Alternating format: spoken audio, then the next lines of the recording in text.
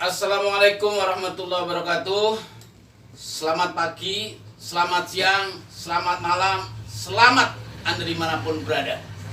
Sahabatku, saudaraku, hari ini kita para pengusaha kecil menengah pada posisi yang amat sangat galau, sangat merundung, sangat risau karena ketidakpastian situasi di dalam dunia usaha kita.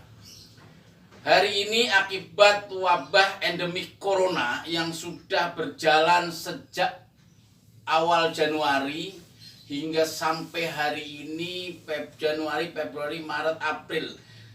Total kurang lebih sudah 4 bulan dan kita sudah diisolasi lewat PSBB ya.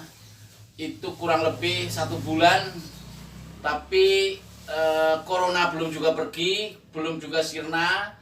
Tapi akibat dari ini semua, ekonomi lockdown, ekonomi jatuh, para pelaku bisnis UMKM itu yang paling kena dampak yang sangat-sangat signifikan.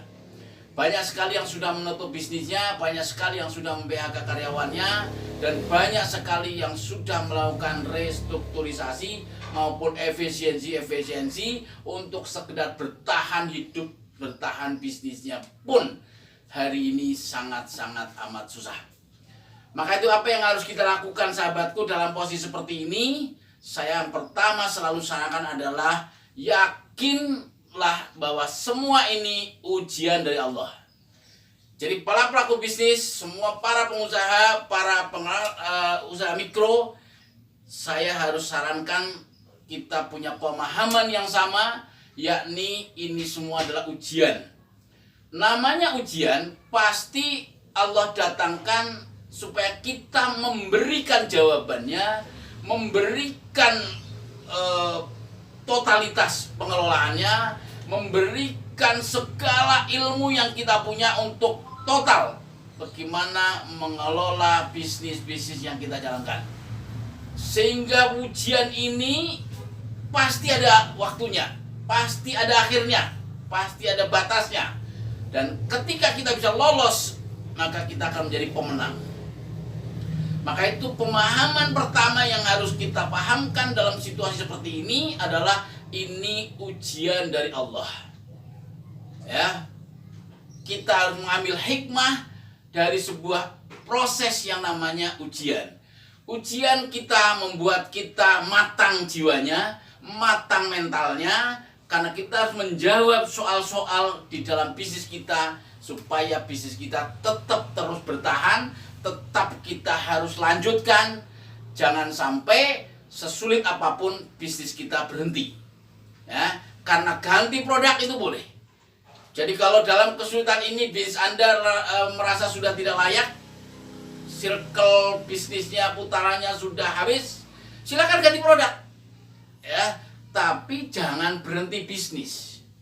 Ya, tadinya jualan buku, jualan laptop, gantinya silakan, atau jualan pulpen, atau ganti makanan, atau ganti produk apapun boleh. Ganti produk itu boleh.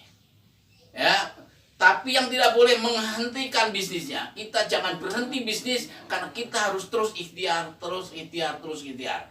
Momentum kita untuk mengintrospeksi apa-apa yang sudah kita lakukan, momentum untuk bisa kita introspeksi untuk menguatkan mental kita sebagai pengusaha, untuk menguatkan mental pikiran kita selalu berpikir positif walaupun dalam posisi sulit sekalipun.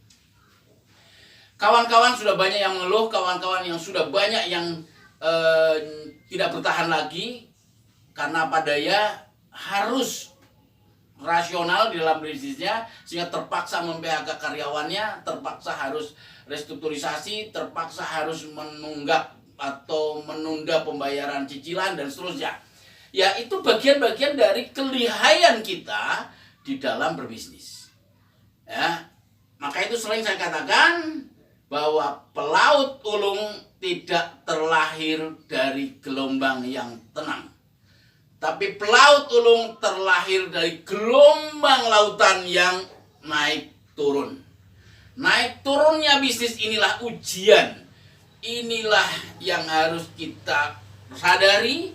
Sudahkah kita profesional di dalam mengelola ini? Itu adalah PR-PR di dalam pengelolaan bisnis kita. Itu yang pertama adalah Anda atau kita semua harus menempatkan bahwa semua ini adalah ujian. Dan ujian itu pasti ada saatnya untuk berakhir. Dan akhir dari ujian ini kita berharap kitalah lolos. Kitalah lulus, kitalah menjadi cum laude, kitalah menjadi pemenang dari ujian-ujian ini. Kalau kita menyadari ini sebuah proses. Maka itu bisnis jangan hanya dilihat dari sisi uang atau profit saja, tapi ada nilai lain dalam sebuah bisnis. Maka itu dinikmati proses ini. Semua pengusaha harus mampu menikmati proses-proses ini dengan sebaik-baiknya, karena ini harus menjadikan sebagai ujian. Yang kedua, saudaraku, sahabatku, bahwa keadaan seperti ini, ya, keadaan seperti ini menjadi momentum kita untuk muhasabah, untuk introspeksi, bagaimana kita mengelola bisnis-bisnis kita ke depan. Karena apa? Karena kita harus siap untuk berubah. Nah, jadi yang kedua, PR saya kepada Anda semua, kita semua para pelaku bisnis adalah kita harus siap berubah dalam kondisi apapun perubahan itu akan terjadi. Karena apa? Karena kepastian saat ini sulit untuk kita dapatkan. Dan kepastian yang hanya hari ini kita dapatkan adalah ketidakpastian itu sendiri. Dalam masa perubahan, dalam masa yang selalu terus berubah, dan gelombangnya terus menggulung-gulung dalam ketidakpastian ini, maka kita harus tetap tenang, kita harus terus tetap jernih, positive thinking, sehingga perubahan mampu kita sambut. Contoh misalnya dalam bisnis kita, apakah bisnis yang kita jalani sudah menggunakan IT atau belum? Sudah menggunakan internet belum? Sudah menggunakan media sosial atau belum? Sudah diintervensi oleh IT yang berupa aplikasi-aplikasi atau belum? Karena apa? Karena ini eranya, saudara. Jadi era-era bisnis IT, teknologi mutlak. Sekali lagi mutlak. Yang tidak menggunakan media sosial, yang tidak menggunakan IT, tidak ada bisnisnya yang hari ini akan kian maju. Semua bisnis yang tidak menggunakan teknologi seperti ini, maka akan menuju kehancurannya, akan menuju kebangkrutannya, dan menuju kepunahannya. Tentu kita tidak ingin bisnis kita punah, maka yang harus kita lakukan adalah merubah dari keadaan masa lalu menuju perubahan masa depan. Tren ke depan itu seperti apa? Yang pasti suka tidak suka, tren itu adalah tren teknologi. Saya sekedar contohkan misalnya, betapa yang namanya taksi. Dulu orang membuat bisnis taksi itu harus menyiapkan taksinya ribuan armada. Hari ini bisnis taksi online, si pemilik aplikasi tidak perlu menyiapkan investasi mobil.